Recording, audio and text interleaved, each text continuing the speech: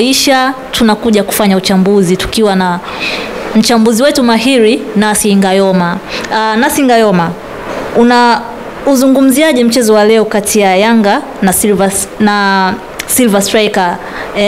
Ukitoa tofauti wa ile mechi iliyoisha pamoja na mechi hii hapa.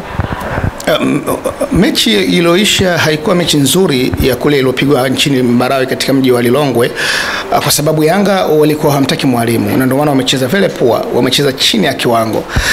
Yanga ambayo stage iliyofikia Yanga sio kucheza vile, ila Yanga wakiwa na jambo lao waga ni watu ambao wanapenda sana kujilipua, wanajitoa sana mwanga. Hawakona dhambi kufungwa goli moja na mwalimu akaondoka zake, na ndio kilichotokea. Lakini leo wana mwalimu anayemtaka. Umeona lizimu ya Yanga ilokuepo tokea kipindi cha Nabi, Gamond, Miludi, Amdi. So umeweza kuiona lizimu ya leo. Build up ya goli inaonekana kuanzia nyuma, kuanzia phase 1 kaja phase 2 mpaka final phase wana score. Goli la kwanza la captain Dickson Jobu, the brand defender, kona ile unaona kabisa ile sio kona from nowhere, ile ni kona imefanywa training mazoezini. Umeweza kuona kama imepigwa kwa mtu amechomoka, amekuwa wa kwanza katika mpira, ameconnect. What a goal, sio? Wanaandikisha goli la kwanza, wakarudi wakaanza. Goli la pili umeweza kuona uwezo, zimepigwa ile build up yake hatari, imepigwa pasi kama 5-6 hivi. Ikagongewa na pale 1-2 kati ya Max na Pacome. Pacome anafanya very exposers. Very exposer, ana clear goal. What a goal. Wanaandikisha goli la pili, game imeisha. Leo kama wachezaji wa Yanga wangekuwa na ukatili katika final set, jamaa alikuwa anakufa goli 6-7 wale. Okay. Unasema kwamba mechi iliyoisha ya wiki iliyopita kwamba Yanga walicheza vile na waliamua kufungwa ili waweze kumfukuzisha kocha wao. Uoni kwamba ile ilikuwa ikiriski sana timu ya Yanga kama ingetokea wakafungwa magoli mengi zaidi? Nakwambia Yanga ndio timu pekee East Africa inayocheza kikubwa. Yanga wanacheza sana kikubwa. Ushanifahamu nzuri, wamepiga mahesabu yao, calculate yao imelipa kwamba hawa tumeconcede goli moja.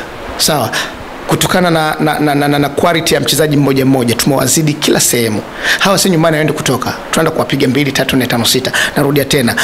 Wachezaji wa Yanga final set wangekuwa makatili, walikuwa na kufa goli 6-5 wale, si ndio?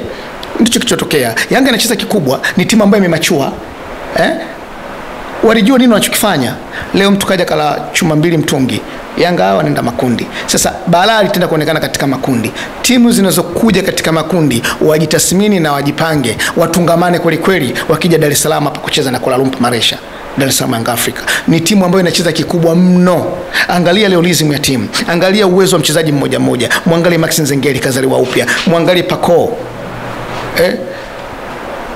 Zouzoua, angalia Mohamed Dumbia, muangalie Shabalala Zimbwe, muangalie Israeli Mwenda, muangalie mwenyewe Prince Dube Mpomolelo, jinsi alivyocheza. Ni mtu ana mikimbio mizuri sana na anajua sana kupiga pasi za penetration pass, lakini shida yake ni moja tu, utulivu katika kuclear nafasi, kuconvert nafasi kwa goli, sio?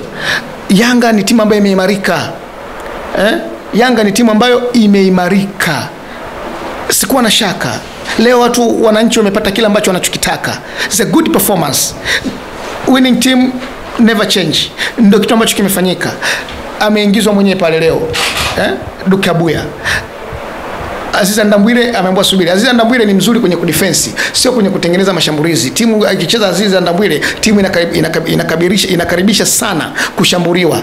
Tofauti na akicheza Duke Abuya. Duke Abuya akicheza timu inashambulia sana mpaka timu pinzani anakuwa sasa inabidi afanye low defense. Umeshanifahamu? Na ndio maana leo Yanga ikushambuliwa sana. Jamaa wale hawana on target. Jamaa hawana on target hata moja. Game over. Umeshanifahamu? Huu ndio uzuri na tofauti ya Duke Abuye na Aziz Ndambwile. Aziz Ndambwile anacheza eneo lake tu kama defense, lakini kwenye kushambulia kwenda kuifanya timu ifanye ile low defensive inakuwa kuna watu wanakuja. Yanga imekamilika, imeimarika. Yanga wanacheza kikubwa. Turudi kwenye ushindi wa magoli ya leo ambayo ni 2-0. Unalizungumziaje goli la captain mwenyewe Dickson Job? Nimekwambia lile goli ni la mazoezini, sio tu kwenye game lile. Kwenye game huwezi kufunga lile. Lile game unaona kabisa wamefanya training ya set pieces tukia mazoezini. Ndio maana umeona imepigwa kona kama imekuwa Heras kona, imekuja kimo cha mbuzi. Angalia, hakuna wachezaji wote wa Silver Strikers wali intercept kwamba ile interceptation yao kwamba mtu atatokea. Dickson Jobu ametoka, amekuwa wa kwanza katika mpira, amefanya volley connected, mpira wavuni. Ile haifanyiki kibati mbaya. Yale ni mipango ya mazoezini. Ndio maana nakwambia mwalimu wa Yanga sasa hivi ni mwalimu sahihi. Ni mwalimu sahihi. Rhythm ya Yanga inaonekana. Yale ndio magoli ya Dar es Salaam Afrika tokea kipindi hiko cha Gamondi, Nasr Nabi, Milam Diaumdi. Unaona? Kwani mechi leo ilikuwa ina kocha mkuu?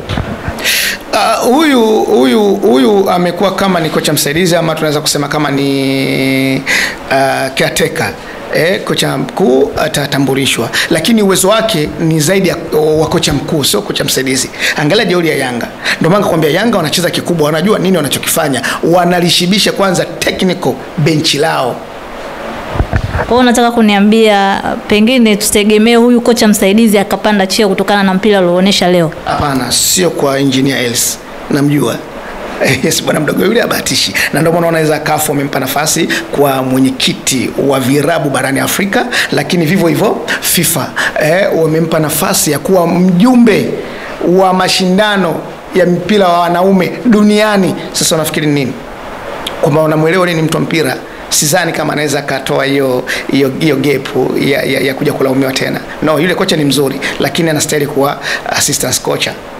Nilipi goli lako bora siku ya leo? Goli langu bora la Dickson Job. Kwa nini? Of course jinsi alivyofunga, mentality, awareness, skills, intercept yake, anticipate yake ule mpira, just wonderful. Okay, sawa. Unamzungumziaje Uchizi Vunga? Tunaona kwenye mechi ile iliyopita mpaka kwenye mechi ya leo inaonekana ni mchezaji ambaye amesumbua sana kikosi cha wanayanga. Unamzungumzaje Uchizi Vunga? Mchezaji hawezi kuitwa mchizi, hawezi kuitwa chizi. Uchizi majina tu ya singeli, majina tu ya vibange moto. Mchezaji wa mpira professional hawezi kuitwa Uchizi Vunga. Uchizi Vunga maana yake nini? Nakuuliza wewe, Uchizi Vunga maana yake nini? Yaani timu hiyo ina mchezaji anaitwa Uchizi afu imfunge Dar es Salaam Afrika. Ina mchezaji anaitwa Pacome Swazwa, Mohamed Dumbia. Wewe hatari, usifanye masiala. Umemwona leo alivyotoka katika mfuko? Mchizi kaonekana chizi kweli, anazurura tu kama anaokota makopo. Ibrahim Baka Sajenti anataka kazi yake timu iqualify. Brand defender Dickson Jobu anataka timu iqualify. Duke Abuye anataka timu iqualify. Mwandazima kuokota makopo. Uchizi Vunga na nafasi gani? Mwangalie leo katoka mwenyewe. Ile badili ile sema Afrika bwana. Ndio timu pokea East Africa na Afrika Magharibi yenye ukuta bora wa wachezaji wazawa ni Dar es Salaam Africa. Nimekuambia kule yule alionekana timu ilikuwa inacheza kwa plani yake, hawamtaki mwalimu. Okay, sawa. Tunakupa uwe head coach.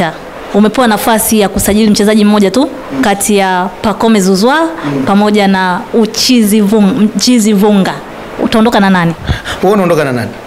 Wewe hapo unapewa nyama na maharage. Wewe unaondoka na nani? Nimekuuliza lakini. Na mimi nakuuliza, wewe hapo unapewa nyama ya tena ya ngamia alafu na maharage kombati. Wewe unaondoka na nani? Unaondoka na hivi. Mbona kama unataka kukupa swali langu?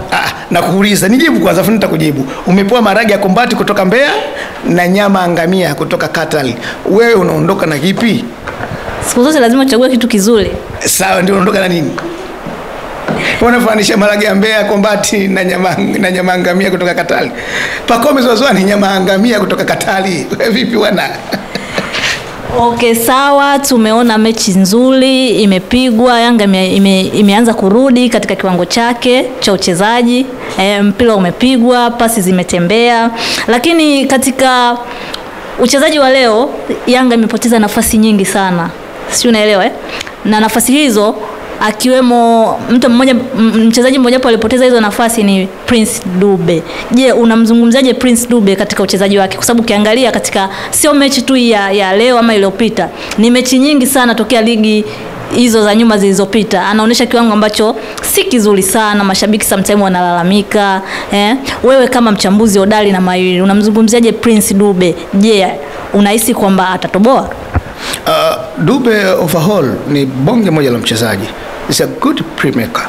So tofauti na alipokuepo, alitoka katika timu ambayo inajitafuta, sasa kaja katika timu ni giant ndani, giant out. So tension, motivation, swash na nini inachangia. Lakini pia Prince Dube ni mchezaji pekee mwenye bahati. Tokea makocha wote alivyokuja Yanga wanamtumia. So far sijui shida yake ni nini. Lakini all of all ni good playmaker, na hata mwenyewe amejutia, kwa sababu ukiwa Yanga utakie kukosa nafasi kama zile. Amejutia, umemuona. So bado ana lumu ya kurekebisha shida zake. So asipokuwa makini, kwa Rampa Maresha wana subla, watamuondoa. Ajitafakari sana, ajitasmini. Na ndio maana umemuona pale amekuwa mnyonge sana. Sawa Kwa hiyo arekebishe. Ni makosa ambayo katika uwanja wa mazoezi yanarekebishika. Naamini benchi la ufundi lilikopo pale Dar es Salaam Afrika, lakini pia kama ana ile management yake binafsi ya mchezaji, mshauri wake na nini, akae chini, wamtafutie mtu wa counselings, wamfanyie ile accelerations. Inawezekana labda akawa na vitu vingine nje ya uwanja. So akibadilisha hivyo, bado mimi nina imani na Dube. Katika wachezaji wa kigeni, mastreka, Dube ana talent. Okay, mtazamaji wa Lokoma TV, huyo ndo mchambuzi wetu Nathi Ngayoma. Kama msikia, usisahau kusubscribe, kulike, kucomment pamoja na kushare ili uweze kupata habari zilizobakinika. Ni mimi mtangazaji wako Nyami Stylish La Sweso, a girl from heaven, light, glory to God, born with experience. Tukutane next time.